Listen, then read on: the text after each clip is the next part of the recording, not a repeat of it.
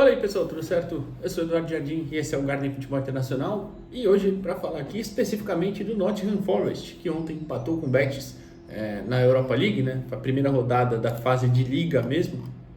E acho que tem alguns pontos do Nottingham a falar, né? Já que melhorou o desempenho, pelo menos na minha opinião, recentemente, com a chegada do Ange Postecoglou, né? Que saiu lá do Tottenham na última temporada.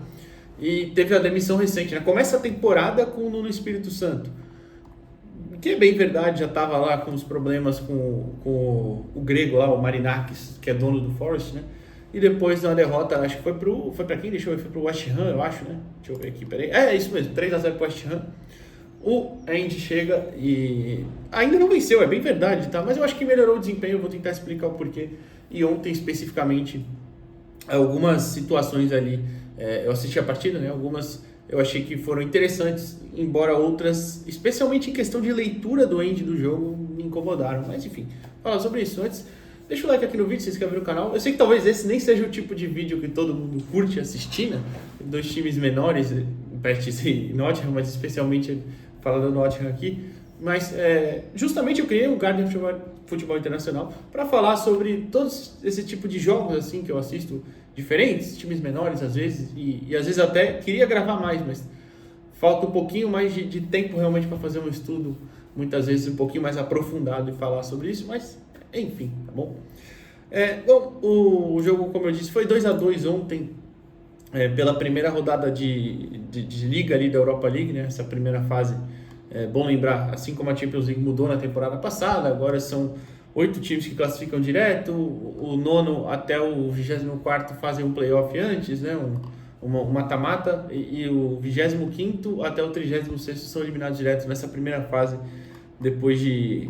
São 8 jogos? 6? Eu nem lembro. Enfim, eu estou acostumando com esse novo formato também. Até porque na Champions, ano passado, eu vi um jogo ou outro assim, pontual, mas fui assistir mais na fase do mata-mata mesmo.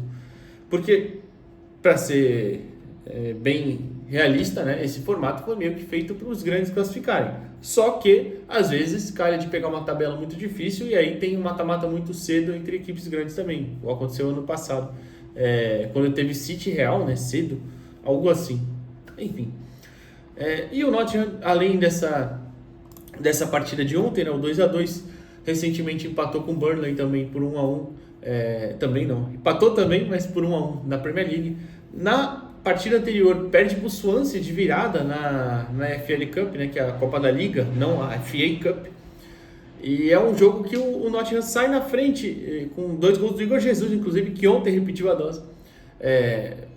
E a anterior foi a estreia do Andy contra o Arsenal, perdendo por 3-0. Essa eu acho que todo mundo, além de já imaginar uma derrota, ninguém esperava muita coisa, né? Foi um tempo ali até mais curto, porque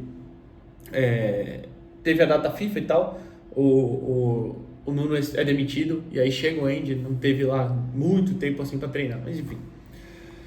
Então, de novo, repetindo, acho que especificamente ontem, ele colocou em campo uma equipe que me agradou, apesar de eu não entender a escolha. Eu até falei com um grupo de amigos, a gente falando sobre o jogo, eu não entender a escolha do Jair ficar de fora da lista da Europa League, né? Talvez até tenha sido explicado isso em algum lugar e eu não vi, passou despercebido, não sei.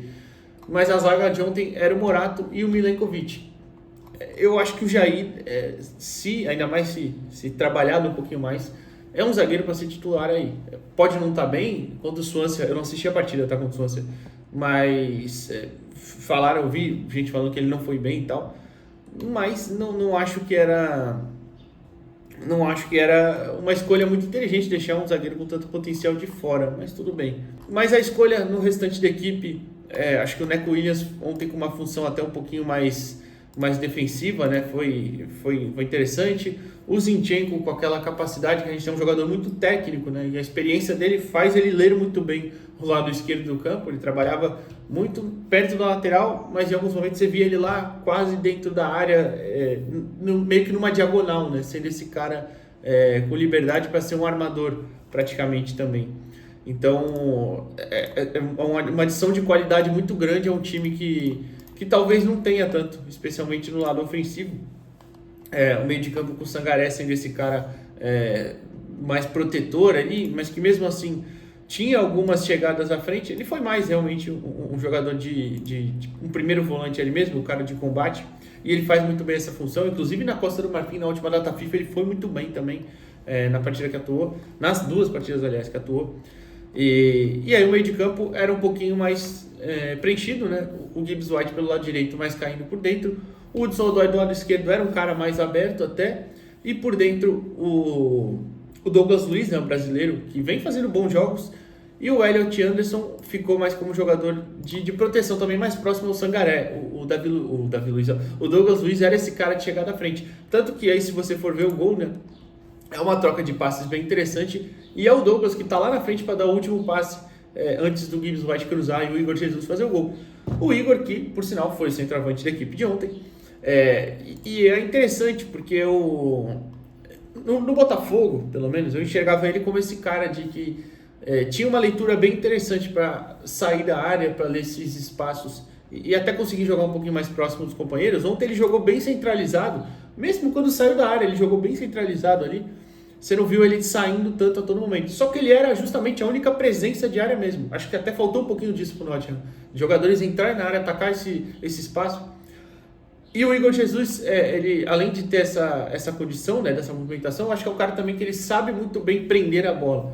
Seja num pivô, seja para temporizar, né, que é segurar a bola, esperar um companheiro passar, saber a hora melhor de dar um passe. Eu, particularmente, gosto muito do Igor Jesus nessas características. E ontem ele fazendo esse papel de centroavante mais fixo foi muito bem. Bola aérea, por exemplo, ele ganhou quase todas. Foi realmente muito importante nesse quesito.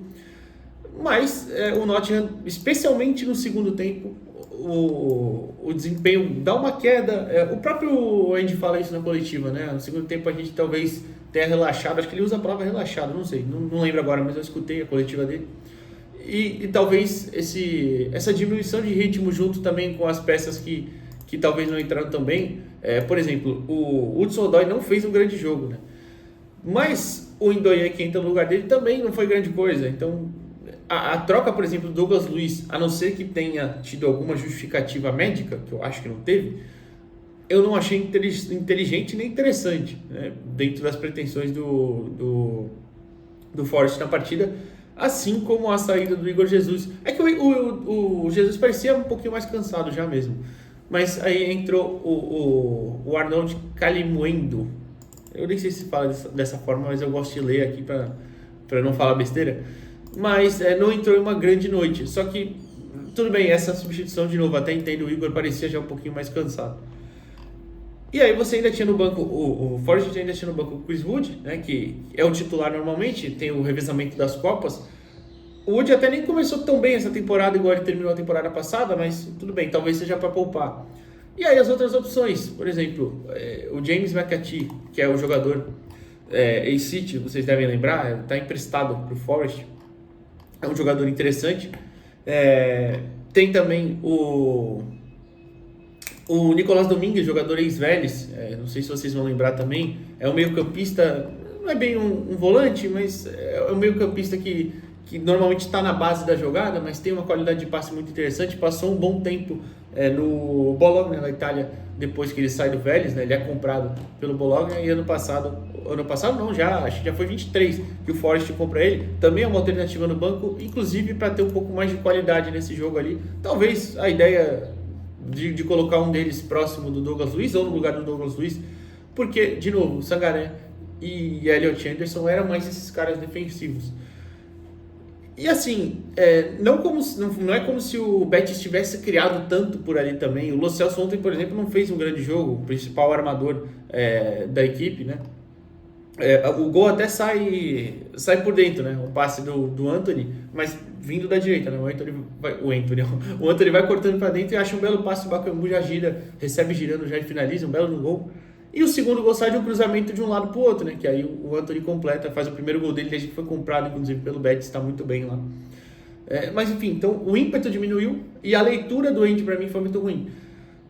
Aí eu volto para o jogo contra o Burnley, que foi 1-1 também. É um jogo que até o Nottingham começa muito bem, abre o placar cedo, com o gol do Neco Williams, e toma um empate ainda no primeiro tempo, e de novo, aí um pouquinho de talvez, eu não sei se é desatenção, mas de novo, o ritmo cai um pouquinho e não fica até o... Não foi como se tivesse uma blitz do Nottingham até o final da partida para vencer. O Nottingham até controlou as ações e tudo mais, mas de realmente ter a bola, teve, mas ter a bola no campo de ataque, criar uma coisa um pouco mais qualificada, não foi tão diferente assim do Burnley. O Burnley também teve as suas chances.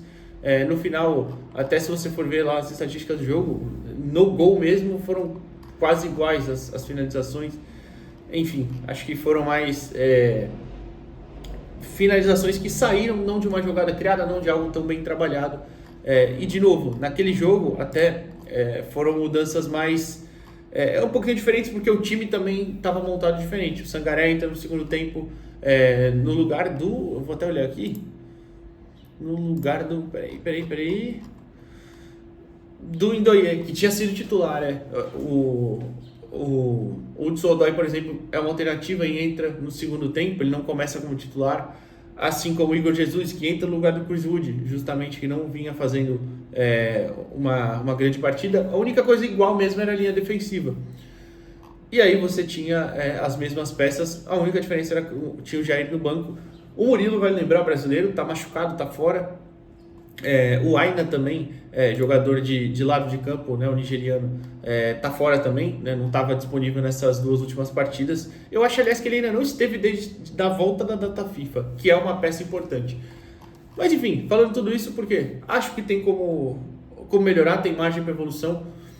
O último ano do Andy no Tottenham não foi tão bom, mas eu não sei se era muito culpa dele só, ou se era muito circunstâncias de um elenco que já estava um pouco envelhecido, peças ali que já talvez não estivessem entregando o que poderiam. Faltaram reforços também, tanto que esse ano a mudança do Tottenham com o Thomas Frank é visível, né, com a adição de peças mais qualificadas também, e mais jovens, né? Então, acho que dá para imaginar uma melhora do Forest, em que pese que esses dois últimos, especialmente, para mim, a leitura do Andy não foi grande coisa. E aí eu volto para falar do jogo contra o Swansea e mais especificamente só citar o Igor Jesus, né? Na Premier League ainda ele vem sendo opção, né? Entrando às vezes poucos minutos e tal, igual foi contra a estreia dele contra o Brentford.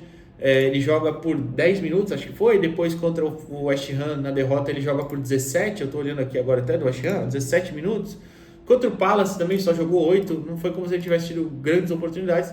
Quando ele teve realmente, contra o Swansea, estreia fazendo 2 gols, né? Estreia como titular, e teve um tempinho a mais ali, né, para ser utilizado, e mesmo assim foi substituído logo no intervalo, e ontem de novo, faz 2 gols e é substituído. Ontem não foi no intervalo, né, e de novo, ontem eu até entendo.